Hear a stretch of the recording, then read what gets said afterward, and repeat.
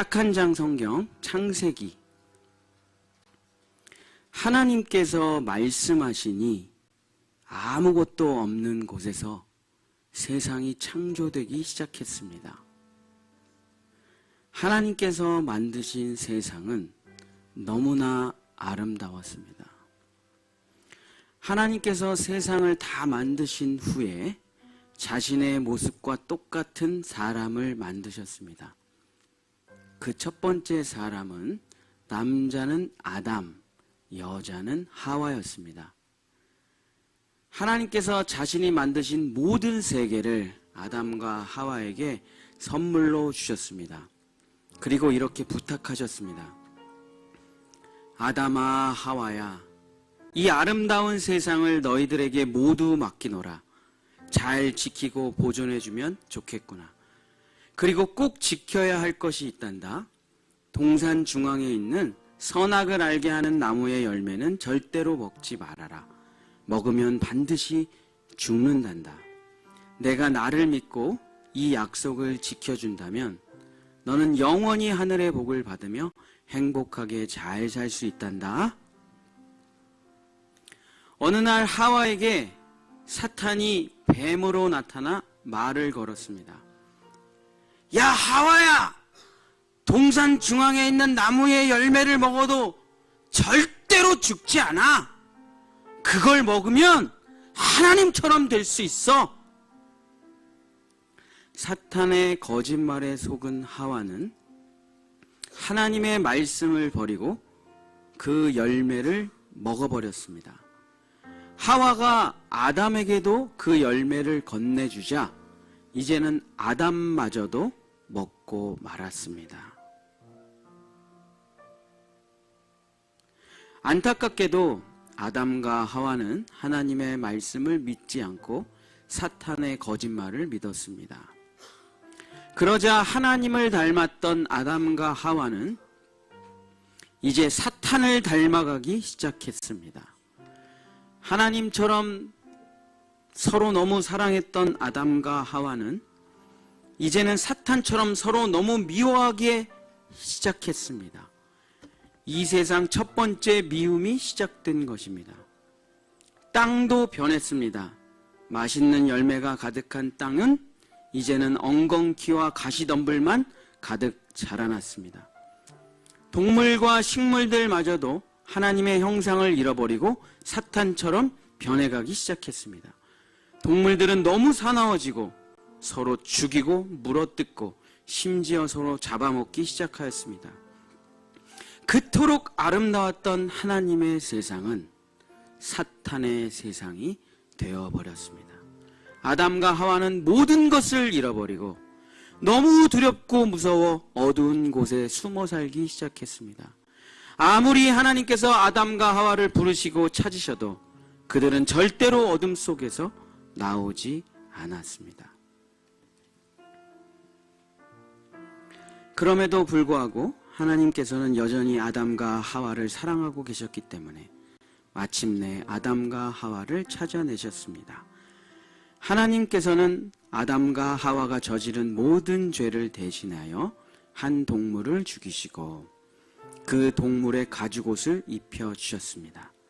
그리고 아담과 하와의 모든 죄를 용서해 주셨습니다. 하나님께서 아담과 하와에게 이렇게 말씀하셨습니다.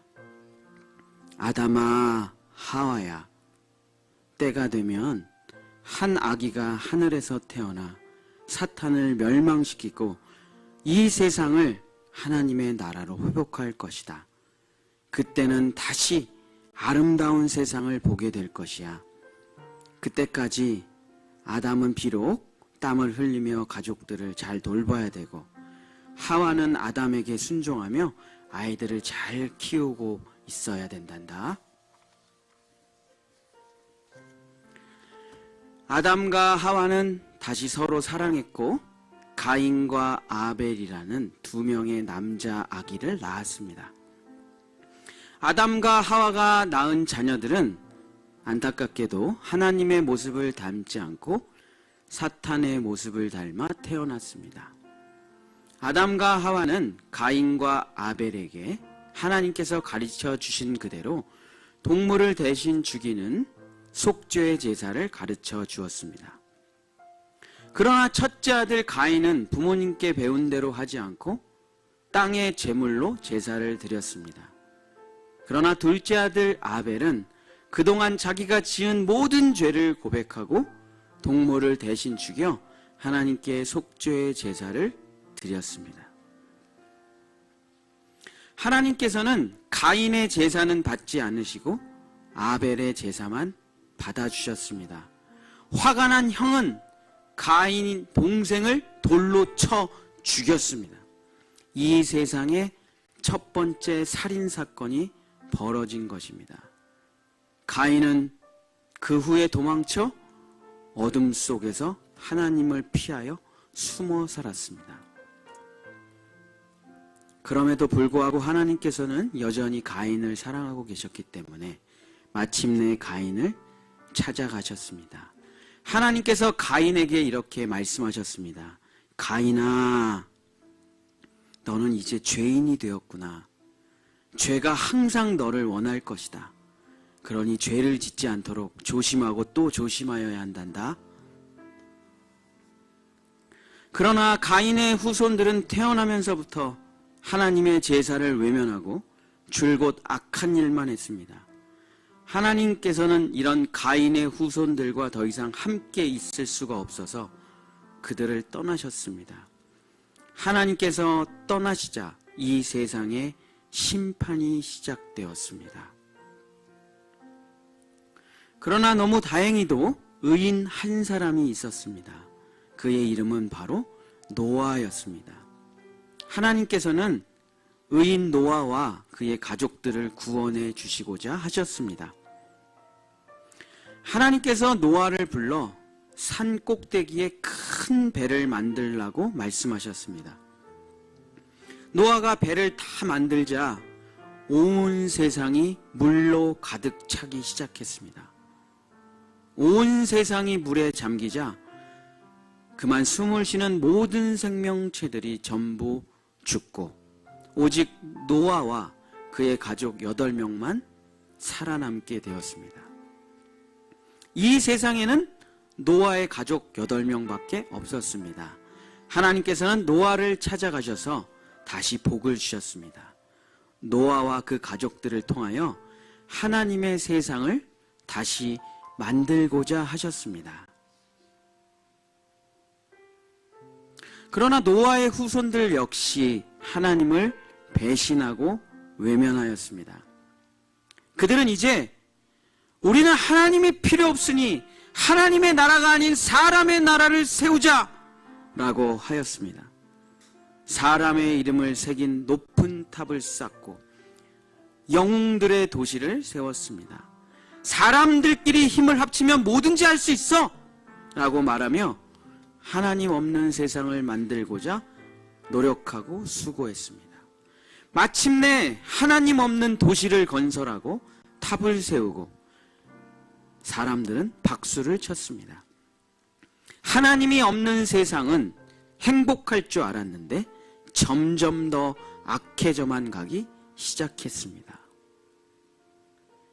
그럼에도 불구하고 하나님께서는 여전히 사람들을 사랑하고 계셨기 때문에 더 이상 사람들끼리 서로 소통이 안 되도록 언어를 혼잡하게 만들어 버리셨습니다. 그러자 사람들이 온 세상 곳곳으로 흩어지기 시작했습니다. 흩어진 사람들은 다시 사람들의 나라를 만들고 무기를 만들고 서로 전쟁을 하며 서로 빼앗고 죽이기 시작했습니다. 온 세상 전체가 사탄의 나라로 변해가고 있었습니다. 그러나 하나님께서는 사람들을 절대로 포기하지 않으셨습니다. 하나님께서는 이제 한 사람을 통하여 하나님의 세상을 다시 세우시기로 작정하셨습니다. 그 사람의 이름은 아브람이었습니다. 하나님께서 아브람에게 말씀하셨습니다. 아브람아, 이제 너는 고향을 떠나 새로운 땅으로 가거라. 내가 너의 후손을 통하여 하나님의 세상을 다시 회복하겠노라. 아브라함은 하나님의 말씀을 믿고 고향을 떠났습니다. 그리고 새로운 땅에서 살기 시작했습니다. 그러나 시간이 오래 지나도 자녀가 생기지 않았습니다. 아브라함과 그의 아내 사라는 이제 너무 늙어서 더 이상 아기를 가질 수 없는 몸이 되어버리고 말았습니다. 그럼에도 불구하고 아브라함은 하나님의 말씀을 믿었습니다. 시간이 흘러 아브라함이 100세가 되었을 때 한 아기가 태어났습니다. 아브라함은 아기의 이름을 이삭이라고 지었습니다. 아브라함은 이삭의 출생을 통하여 한 가지를 깨달았습니다. 하나님께서는 모든 것을 하실 수 있으신 전능하신 하나님이시구나. 아브라함은 하나님을 믿기 시작했습니다. 이삭은 무럭무럭 자라 건강한 청소년이 되었습니다. 어느 날 하나님께서 아브라함을 불러 그의 사랑하는 아들 이삭을 죽여 제물로 바치라고 명령하셨습니다. 아브라함은 하나님께서 왜 이삭을 죽여 제물로 바치라고 하는지 도저히 그 이유를 몰랐습니다. 그러나 아브라함은 하나님을 믿고 순종했습니다. 왜냐하면 아브라함은 전능하신 하나님을 진실로 믿고 있었기 때문입니다. 아브라함은 이제 이삭을 죽이려고 칼을 들었습니다. 하나님께서는 아브라함의 믿음을 보시고 이렇게 말씀하셨습니다. 아브라함아, 아브라함아, 네가 나를 믿었으니 너를 통해 하나님의 세상이 다시 세워질 것이다. 너의 후손들은 영원히 내 백성이 될 것이며 너의 후손들을 통해 나의 축복이 다시 세상에 흘러가게 될 것이다. 너를 축복하는 사람을 내가 축복할 것이며 너를 저주하는 자를 내가 저주하리라. 아브라함은 아담이 해내지 못한 일을 해냈습니다. 진실로 하나님을 믿는 첫 번째 사람이 된 것입니다. 아브라함의 믿음을 통하여 하나님의 세상이 다시 시작되었습니다. 하나님께서는 아브라함의 이름을 모든 사람들의 아버지 아브라함으로 바꾸어 주셨습니다. 하나님께서 아브라함을 통하여 믿음의 가족이 시작되게 하셨습니다. 세월이 흘러 이삭은 쌍둥이를 낳았는데 첫째는 에서, 둘째는 야곱이었습니다. 첫째 에서는 아주 잘생기고 건강한 사냥꾼이었지만 하나님을 믿지는 않았습니다.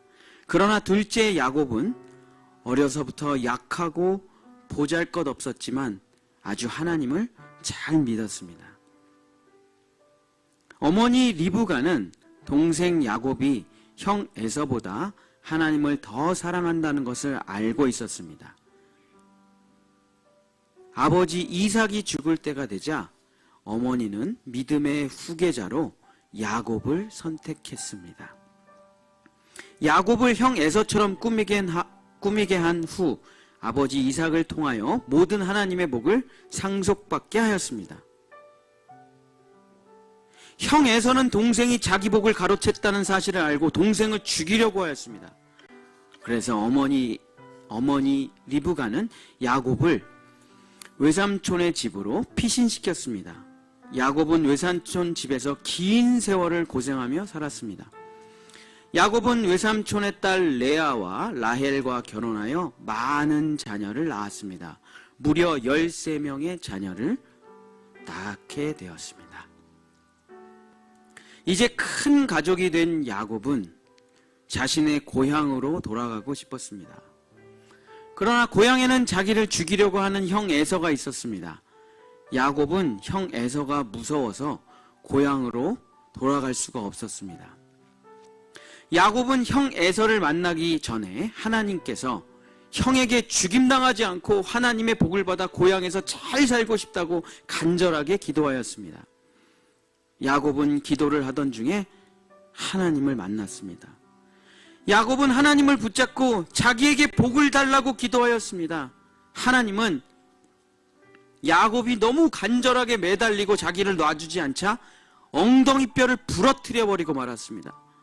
그럼에도 불구하고 야곱은 다리를 절뚝절뚝거리며 하나님께 매달려 포기하지 않았습니다. 하나님, 나에게 복을 주시옵소서. 하나님께서 야곱의 간절함을 보시고 복을 내려 주셨습니다. 하나님께서는 야곱의 이름을 하나님의 백성들이라는 뜻의 이스라엘로 바꿔 주셨습니다. 이제 하나님께서 야곱과 그 자녀를 통하여 큰 민족을 이루어 주셨습니다. 야곱은 자녀가 많았지만 그 중에서 특히 요셉을 아주 이뻐했습니다. 아버지가 오로지 요셉만 이뻐하자 형들은 그를 미워하여 노예 상인들에게 팔아버렸습니다. 요셉은 이집트 왕의 경호대장 보디발 장군의 집으로 노예로 팔려갔습니다. 열심히 일을 하면서 보디발 장군의 집에서 살던 중 보디발 장군의 아내가 요셉에게 자기를 유혹한다는 억울한 누명을 씌워 그를 감옥으로 보내버리고 말았습니다. 시간이 흘러 어느 날 애굽의 바로왕이 특이한 꿈을 꾸었는데 애굽의 어떤 학자들도 그 꿈의 비밀을 풀 수가 없었습니다. 하지만 하나님께서 요셉을 통하여 애굽 왕의 꿈을 정확하게 해석해 주셨습니다. 애굽 왕은 하나님이 요셉과 함께 하심을 보고 몹시 놀라워하였습니다. 애굽 왕은 요셉을 애굽의 총리로 세우고 애굽 전체를 요셉에게 맡겼습니다. 애굽의 총리가 된 요셉은 헤어졌던 아버지 야곱과 형들의 가족 70명을 애굽으로 데리고 와 풍족하게 살게 되었습니다. 하나님께서 요셉과 그 가족을 통하여 큰 나라를 시작하게 하셨습니다. 하나님과 아브라함이 맺은 약속은 계속 성취되기 시작하였습니다. 한 사람으로 시작된 믿음의 후손들이 가족으로 늘어나고 민족으로 확대되고 이제는 크고 놀라운 나라로 된 것입니다. 하나님의 백성들이 하늘의 별처럼 바닷가의 모래처럼 점차 늘어나기 시작하였습니다.